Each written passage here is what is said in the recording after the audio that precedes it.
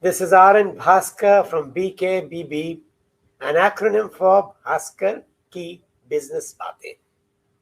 This is a channel that brings you every week a policy analysis, business stories, and sometimes a conversation.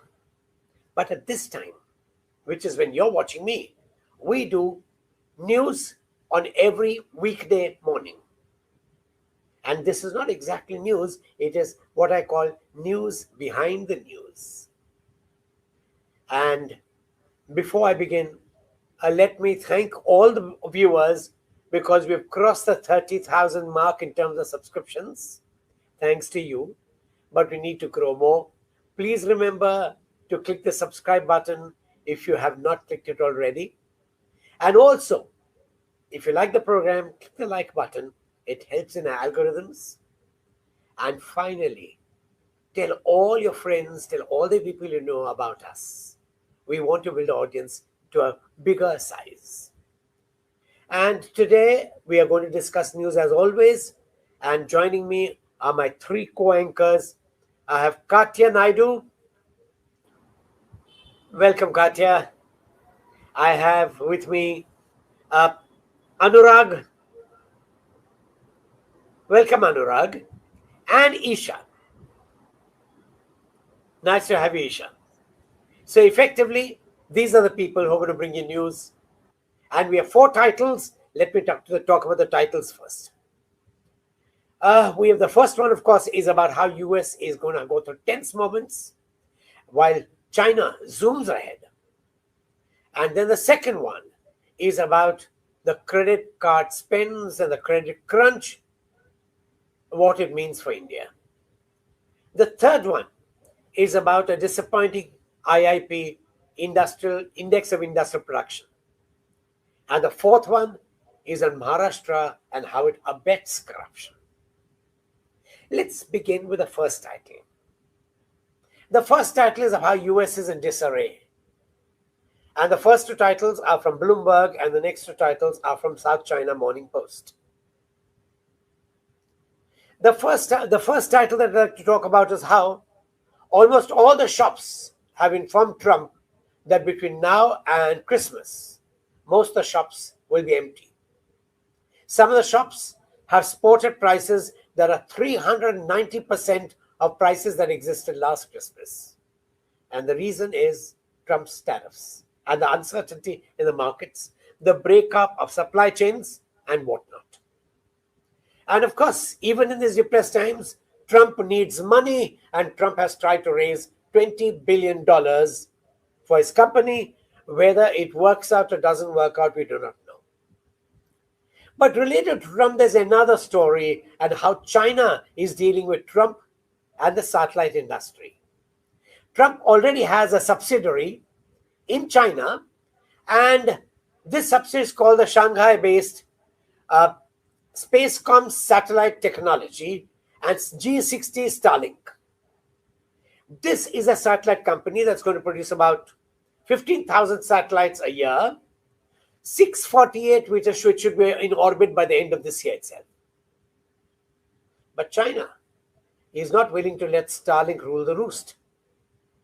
It has already started 2 more companies there. One is China's Satellite Network, which wants to bring out 12,992 satellites.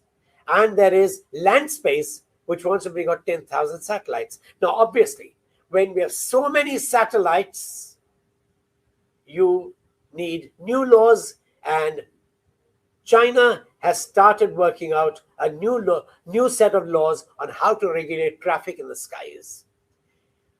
China will be producing at least 5,000 units annually.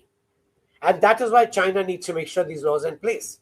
So while India is content with having only Starlink, China is creating competition within its own empire to make sure that you have better prices, better products, and you're not stuck with one. And China's doing one more thing. It's gone into robotics in a big way. Factories are being put through beta tests of using robots, humanoids, which can walk up and down even the aisles and look after batches. China believes that this is the future for a population which is declining, so that wherever they don't have people and where the work is repetitive or even semi-repetitive, use robots. And robots make sense because, as a US study pointed out, if the price per hour for a human being in US is $28, robots in a few years will cost only $1 per hour, and by the end of the next decade, it's likely to cost only about 10 cents per hour. So labor costs will go down, productivity will go up, population decline will not matter. China's already embarked on the journey.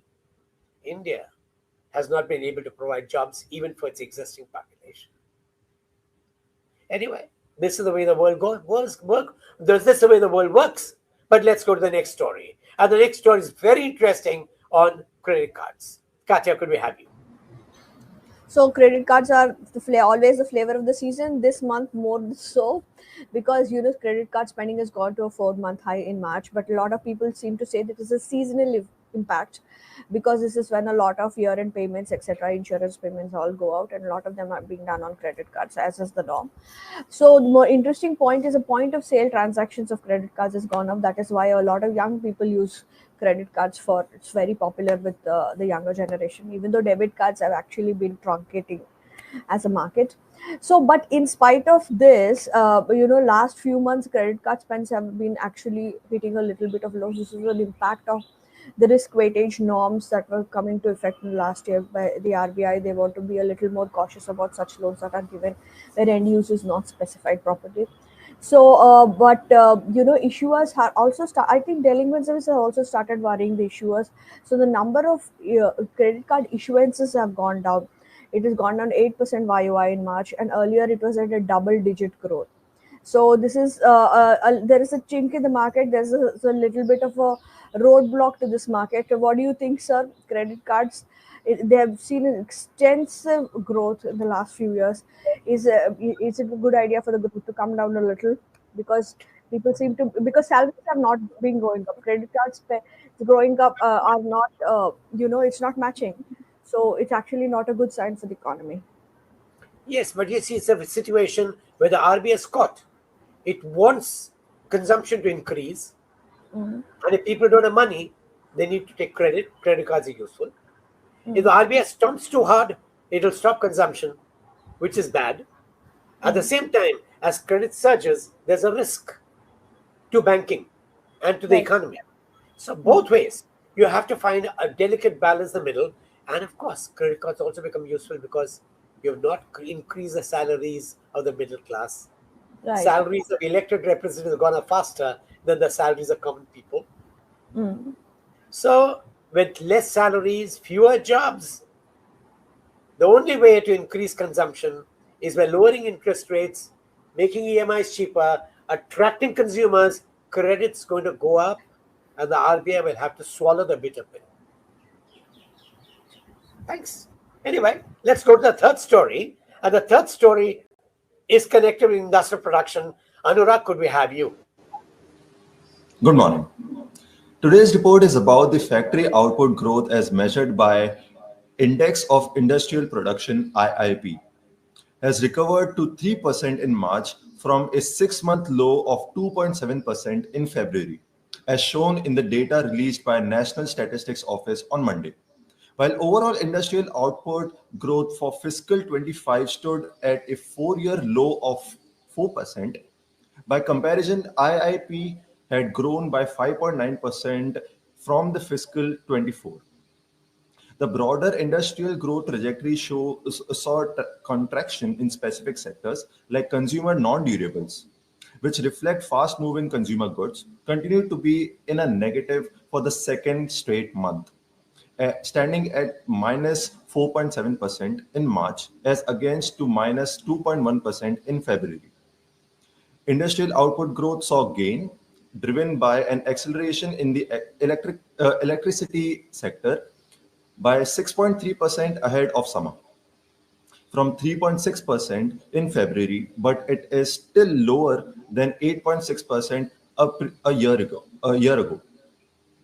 A mild uptick in the manufacturing sector by 3% from 2.8% in the previous month, which accounts to 77.6% of the weight of the whole IIP.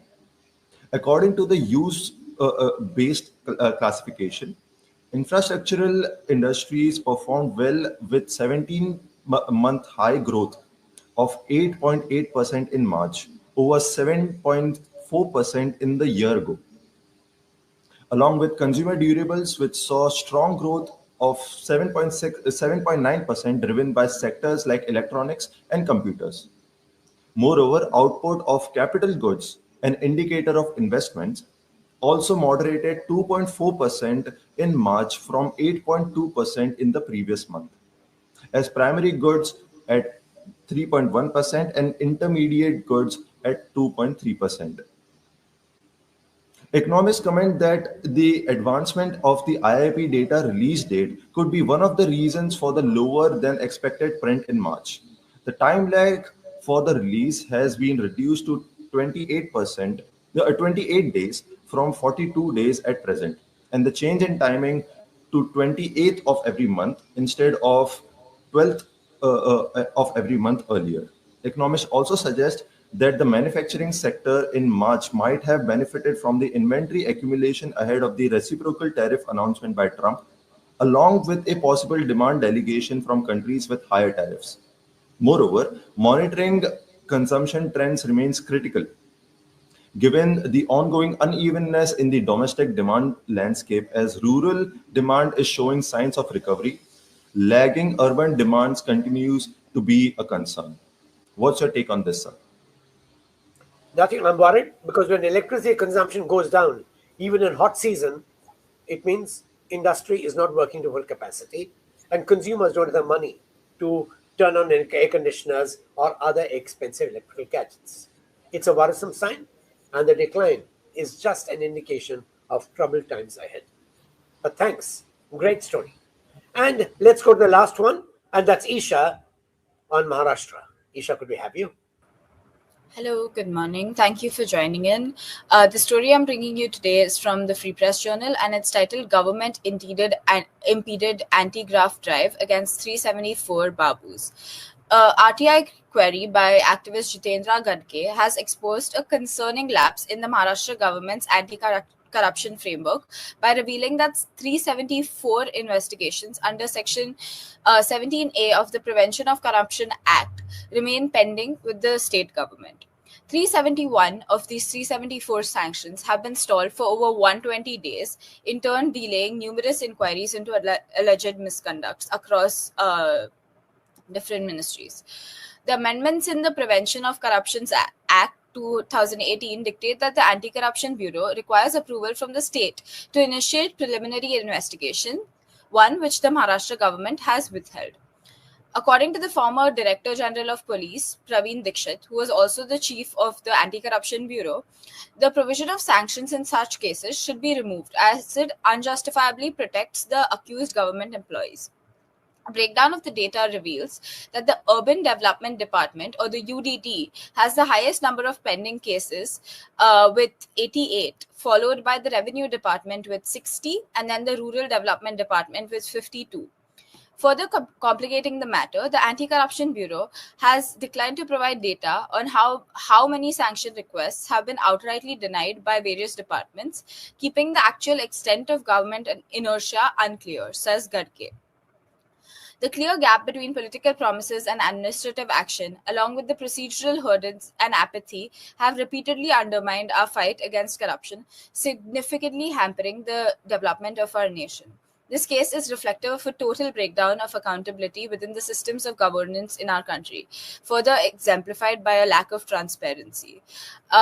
This is a very unsettling case, but that's all from my side. I'd love to hear your comments on this, sir. Thank you. No, Isha, you're right. It's very unsettling. It's very unfortunate that the leading state, the leading industrial state, and the so-called financial capital of India cannot even get permission to prosecute corrupt officials. Again, it's a pointer to the mess that India is going towards.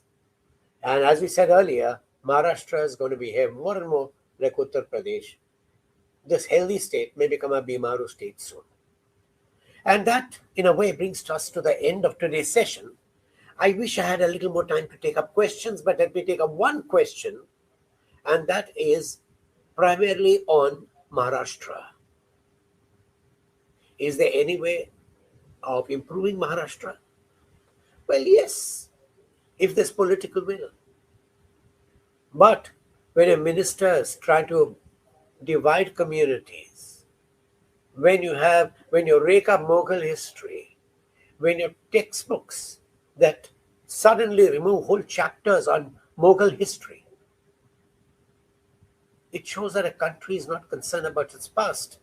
It's only concerned about polarization and protecting corruption. That is sad.